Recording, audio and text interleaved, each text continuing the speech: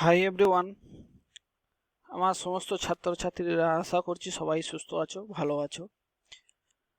আমরা আগের যেই দুটো ভিডিওতে আলোচনা করেছিলাম টেকনোলজি অফ ফুড 3 সাবজেক্টের ইউনিট 5-এর ইন্ট্রোডাকশন টু স্পাইস টপিকের ওপর।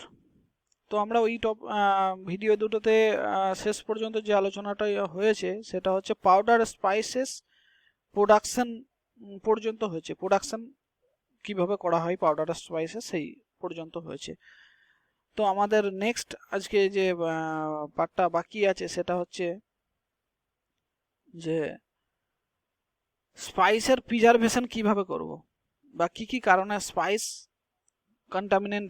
কন্টামিনেশন হয়, সেই কন্টামিনেশনটা কিভাবে অ্যাভয়েড করব, মাইক্রোবায়াল রিডাকশন কিভাবে করব, স্পাইস প্যাকিং এর জন্য কি প্যাকেজিং ম্যাটেরিয়ালের রিকোয়ারমেন্ট আছে। তো এইগুলো নিয়ে আমাদের আজকের আলোচনার বিষয়বস্তু। তো আমরা স্লাইডে চলে যাচ্ছি।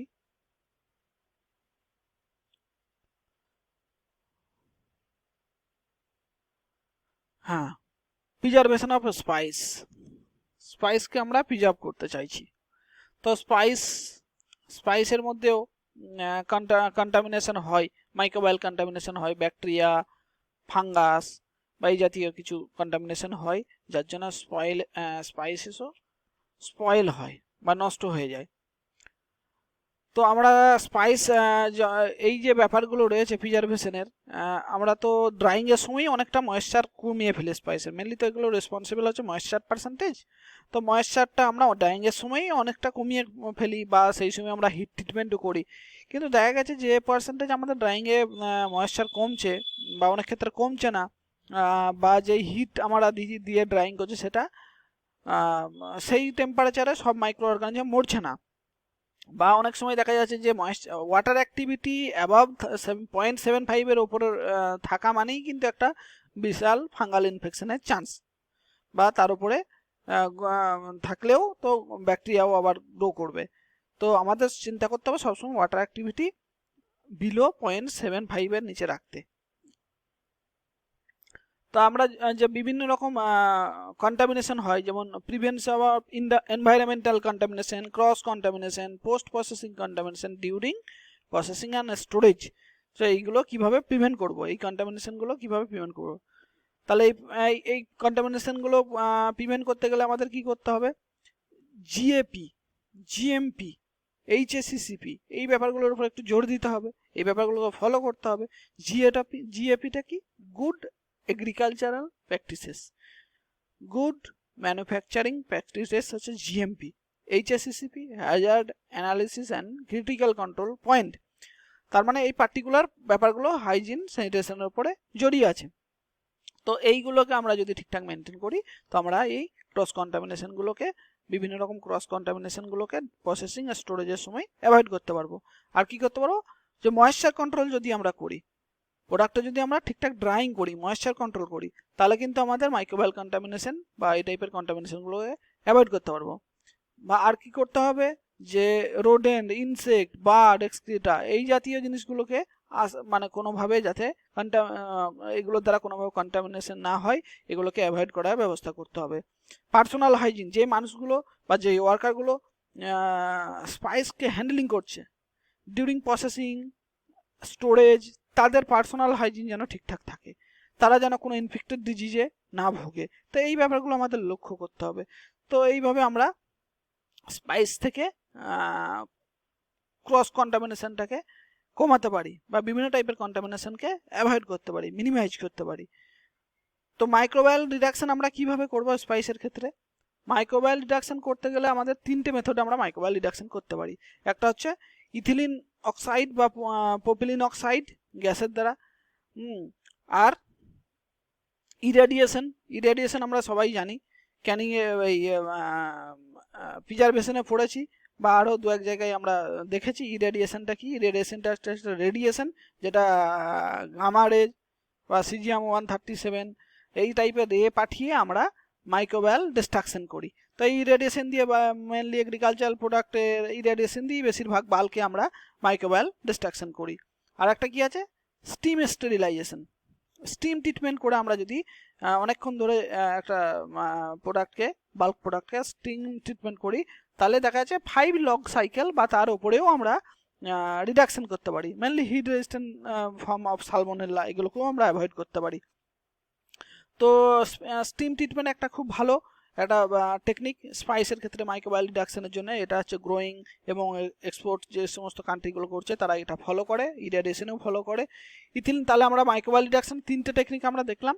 একটা হচ্ছে ethylene oxide and propylene oxide treatment, irradiation আর স্টিম ট্রিটমেন্ট। এই 3টে মেথডের সাহায্যে আমরা মাইক্রোবায়াল রিডাকশন করতে পারি। আচ্ছা, প্যাকেজিং রিকোয়ারমেন্ট কি আছে? আমরা স্পাইসের যে প্যাকেজিং সিলেকশন ম্যাটেরিয়াল সিলেকশন করব, সেই ক্ষেত্রেগুলো আমাদের দেখতে হবে যে প্যাকেজিং ম্যাটেরিয়ালটা যেন স্পাইসের সঙ্গে কোনো রকম কন্টামিনেশন ক্রস কন্টামিনেশন না হয়, কোনো রকম রিয়াকশান না করে, ওই পার্টিকুলার স্পাইসটাকে ফুডটাকে স্পয়েলেজ হতে না দেয়, ময়েশ্চার ভেপার বেরিয়ার হয়, বা ফ্লেভার অ্যারোমা যেগুলো সেগুলো লসেস না হয়। এই ব্যাপারগুলোর উপর ডিপেন্ড করে আমাদের প্যাকেজিং ম্যাটেরিয়াল সিলেকশনটা করতে হবে। তো আমাদের প্যাকেজিং ম্যাটেরিয়াল সিলেকশনের ক্ষেত্রে আমরা সাধারণত হোল স্পাইস আর পাউডার স্পাইসের ক্ষেত্রে আলাদা প্যাকেজিং ম্যাটেরিয়াল সিলেকশন করি। পাউডার হোল স্পাইসের ক্ষেত্রে বাল্ক প্যাকেজিংয়ের ক্ষেত্রে আমরা গানি ব্যাগ, জুট ব্যাগ এইগুলো ইউজ করি। সাধারণত 10 কেজির প্যাক, 70 কেজির প্যাক বা 50 কিলোর প্যাক, বড় বড় প্যাক ইউজ করতে পারি। আবার কিছু কিছু ক্ষেত্রে দেখা যাচ্ছে যে ওই এইচডিপি ব্যাগগুলো ইউজ করা হয়। আবার ওই ওভেনেবল এইচডিপি প্লাস্টিক ব্যাগগুলোর মধ্যে কিছু ল্যামিনেটসও দেওয়া থাকে, ফ্রি ল্যামিনেটস। বা কিছু কিছু দেখা যাচ্ছে মাল্টিলেয়ার পেপার স্যাকও ইউজ করা হয়, যেগুলোর মধ্যে প্লাস্টিক লাইনার দিয়ে আমরা বাল্ক প্যাকেজিংয়ে ইউজ করি। আর একটা প্যাক হচ্ছে কি ইনস্টিটিউশনাল প্যাক। এই প্যাক সাইজগুলো খুব ছোট হয়, বিভিন্ন রকম ইনস্টিটিউশনে সেল করার জন্য বা দেওয়ার জন্য, যেগুলো হচ্ছে 2 কিলো, 5 কিলো, 10 কিলো এই টাইপের প্যাক সাইজের হয়। এইগুলো হচ্ছে একটা মিডিয়াম প্যাক সাইজের এই প্যাকগুলো আমরা হোল স্পাইসের ক্ষেত্রেও করি আর পাউডার স্পাইসের ক্ষেত্রে ইনস্টিটিউশনাল প্যাক করতে পারি। আর এইগুলো আমরা সাধারণত কিসে করি? প্লাস্টিক প্যাকেটে বা টিন প্লেট কন্টেনারে, জুট ব্যাগে এগুলো করে থাকি। আর একটা টাইপের প্যাক আছে যেটা হচ্ছে কনজিউমার প্যাক। এটা হচ্ছে কনজিউমার প্যাক। কনজিউমার প্যাকটা কি হচ্ছে? এটা মেনলি আমাদের ইউজ হয় যে ডোমেস্টিক মার্কেটে, এক্সপোর্ট মার্কেটে এই সমস্ত ইউজ হয়। তো এই কনজিউমার প্যাকগুলো হচ্ছে যে অনেক কিছু ব্যাপারের উপর ডিপেন্ড করে। যেমন হচ্ছে সেই কনজিউমার প্যাকগুলো সিলেকশনের ক্ষেত্রে আমাকে চিন্তা করতে হবে, যদি এটা এক্সপোর্ট করা হয় বা বেশি দিন এটার মধ্যে রাখতে হয়, সেলফ লাইফের বেশি রাখতে হয়, তাহলে আমাকে দেখতে হবে বিভিন্ন ফ্যাক্টর আমাকে কনসিডার করতে হবে এখানে। যেমন এক্সপোর্ট করতে হলে বা কোন জায়গায় যাচ্ছে আমি তো জানি না, তার জন্য আমাকে জানতে হবে যে ক্লাইমেটিক কন্ডিশনের উপর কী কী চেঞ্জ হতে পারে এই পার্টিকুলার প্যাকটার মধ্যে রাখলে, বা ট্রান্সপোর্টেশন ডিস্ট্রিবিউশনে কী কী সমস্যা হতে পারে, কী টাইপের মার্কেটে এটা যাচ্ছে স্পাইস প্রোডাক্টটা, সেই তারপরে কনজিউমার প্রেফারেন্স কি আছে সেই মার্কেটের, বা হচ্ছে কতটা প্রিন্টিং ক্যাপাসিটি, প্রিন্টেবিলিটি যেটা আমরা বলি, বা অ্যাস্থেটিক অ্যাপেল, মানে কনজিউমার দেখেই কতটা অ্যাট্রাক্ট হচ্ছে জিনিসটাকে নেওয়ার জন্য। এই সমস্ত অনেক কিছু প্যারামিটারের উপর বেস করে কনজিউমার প্যাকটা ডিজাইন করা হয়। কনজিউমার প্যাকগুলো সাধারণত কী করা হয় যে কম্পোজিট ল্যামিনেটের করা হয়, যেটা প্লাস্টিক ফ্লেক্সিবল প্যাকেজিং ম্যাটেরিয়ালের, বা হচ্ছে গ্লাস বোতলের করা হয়, টিন কন্টেনারেরও করা হয় অনেক সময়, বা হচ্ছে যে কি বলবো ওটা পেপার বোর্ডেরও করা হয়। ঠিক আছে, তো এই সমস্ত লাইন কার্টুন বা পেপার বোর্ড যেগুলো এগুলোতে করা হয়। তো এই কনজিউমার প্যাকগুলোর আমরা যদি কয়েকটা এক্সাম্পল দেখি যে কী কী টাইপের কনজিউমার প্যাক হতে পারে। একটা হচ্ছে কম্পোজিট, যেটা ল্যামিনেট বা কম্পোজিট এগুলো হয়, কী কী মেটেরিয়াল দিয়ে ওই লেয়ারগুলো তৈরি থাকে, তাহলে আমরা দেখতে পারবো যে পলিস্টার, মেটালাইজ পলিস্টার, এলডিপি, মানে এখানে থ্রি লেয়ার এটা কম্পোজিট ল্যামিনেট। আবার যদি 2 লেয়ার দেখি বিওপিপি, এলডিপি, মানে এটা 2 লেয়ার কম্পোজিট ল্যামিনেট। আবার যদি দেখি বিওপিপি, মেটালাইজ পলিস্টার, এলডিপি, এটা হচ্ছে 3 লেয়ার কম্পোজিট ল্যামিনেট। তো এখানে মেটালাইজেশন করা হয় কারণ হচ্ছে যে ময়েশ্চার ভেপারটা বেরিয়ার করার জন্য, বা যে স্পাইসের মধ্যে যে অয়েল আছে বা ভোলাটাইল মেটেরিয়াল রয়েছে, ফ্লেভার অ্যামস, সেগুলো যাতে বেরিয়ে না যায়, বা হচ্ছে বাইরে থেকে অক্সিজেন ঢুকে ওখানে র্যানসিড কোনো ফ্লেভার জেনারেট না করতে পারে, বা হচ্ছে যদি যেন না ওর মধ্যে হতে পারে, কি বলে ওটাকে, লাম্প ফর্মেশন না করতে পারে। ওই জন্য আমরা অনেক সময় স্পাইসের মধ্যে অনেক জায়গায় দেখা যায় যে বড় বড় ইন্ডাস্ট্রিতে অ্যান্টি কেকিং এজেন্টও অনেক সময় ইউজ করা হয়। অ্যান্টি কেকিং এজেন্ট ইউজ করা, যেটা কি করে, অ্যান্টি কেকিং এজেন্টের ফাংশন হচ্ছে যে ফ্রি ফ্লোনেসটা স্পাইসের বজায় রাখা হয়। যেমন হচ্ছে অ্যামরফস সিলিকন ডাইঅক্সাইড এই জাতীয় যেটা সিপারনেট মনে হয় লোকাল নেমে চেনে লোকজন, যাই হোক ওটা অ্যামরফাস সিলিকন ডাইঅক্সাইড, এরকম টাইপের আমরা অ্যান্টি কেকিং ইউজ করি। আচ্ছা, আর এক টাইপের স্পাইসের যেটা হয় যে গানি ব্যাগ, জুট ব্যাগ আর এই প্লাস্টিক কম্পোজিট ল্যামিনেট ছাড়াও আর একটা হয় পেপার বক্স, যেটা হচ্ছে মোনো কার্টুন, যেগুলো হচ্ছে জেনারেলি এটা মোনো কার্টুনটা আমরা ইউজ করি, ওর মধ্যে কিন্তু একটা মেটালাইজ পেপারের একটা লেয়ার থাকে, বা কোনো কোনো ক্ষেত্রে একটা প্রাইমারি প্যাকেজিং হয়ে একটা স্যাচেট ওই মোনো কার্টুনের মধ্যে ঢোকানো হয়, এই দুইভাবেই করানো হয়। তো এই পেপার বক্সটা মেন উদ্দেশ্য, পেপার বক্সটা হচ্ছে যে গুড লুকিংয়ের জন্যে, কনজিউমারকে অ্যাট্রাক্ট করার জন্যে, হাইজিন বাড়ানোর জন্যে, প্রিন্টেবিলিটি এর মানে খুব ভালো, মেশিনেবিলিটি ভালো। তো এই জাতীয় কারণে আমরা অনেক সময় পেপার বক্স বা মোনো কার্টুনও ইউজ করি। তো এই কিছু পেপার বক্স বা মোনো কার্টুনের এক্সাম্পল হলো যেমন আমরা নর্মালি বাজারে দেখতে পাই মিট মশলা, চাট মশলা, বিরিয়ানি মশলা, গরম মশলা, যে বক্সগুলো হয় পেপার 50 গ্রামের পেপার বক্স হয় বা 100 গ্রামের পেপার বক্স হয়, এই সমস্ত পেপার বক্সের সাহায্যে মানে এইগুলো হচ্ছে মোনো কার্টুন বা পেপার বক্সের এক্সাম্পল। তাহলে আমরা 3 ধরনের প্যাকেজিং মেটেরিয়াল স্পাইস প্যাকেজিং এর ক্ষেত্রে দেখতে পেলাম। বাল্কের ক্ষেত্রে গানি ব্যাগ বা জুট ব্যাগ, এই paper multilayer paper sacks, plastic bag, আর হচ্ছে কম্পোজিট ল্যামিনেট দেখলাম যেটা ফ্লেক্সিবল প্যাকেজিং ম্যাটেরিয়াল, বিভিন্ন ফর্মে কম্পোজিট হয়, 3 লেয়ার 2 লেয়ার, হ্যাঁ। আর একটা দেখলাম মোনো কার্টুন বা পেপার বক্স, এই 3 রকম।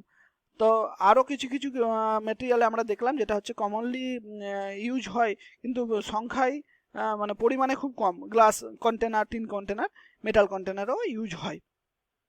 তো এই গেল আমাদের প্যাকেজিং। তো সমস্ত আমরা স্পাইস সম্পর্কে মোটামুটি ডিটেলস অনেক কিছুই জানলাম, যে স্পাইসটা কি, হার্বসের সঙ্গে ডিফারেন্স কি, স্পাইস পাউডার স্পাইস প্রসেসিং কীভাবে হয়, তার মেশিনারিজ কী ইউজ হয়, স্পাইসে কী টাইপের কন্টামিনেশন হয়, কিভাবে মাইক্রোবায়াল কন্টামিনেশনকে আমরা অ্যাভয়েড করব, তার জন্য টেকনিক, স্পাইসে প্যাকেজিং কীভাবে হয়, পাউডার স্পাইস, হোল স্পাইস, এবং তার জন্য কী কী টাইপের প্যাকেজিং মেটেরিয়াল ইউজ হয়, এই জানলাম। এই গেল মোটামুটি একটা স্পাইস সম্পর্কে ওভারভিউ। তো এই হলো মোটামুটি একটা স্পাইস সম্পর্কে একটা ওভারঅল ধারণা। Finally, acknowledgement. I would like to acknowledge and express my thanks to all the source reference from where I have taken necessary data to develop the content of spice, herbs and condiments.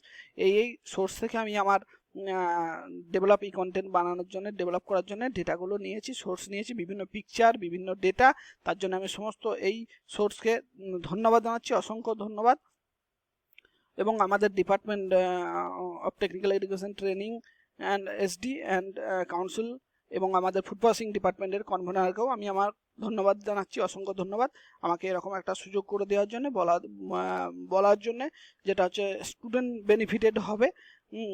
তো thank you all, thank you. ভালো থেকো সবাই, সুস্থ থেকো, আশা করছি সবাই সুস্থ আছো এবং সুস্থ থাকো। Stay safe, stay healthy. Thank you, thank you.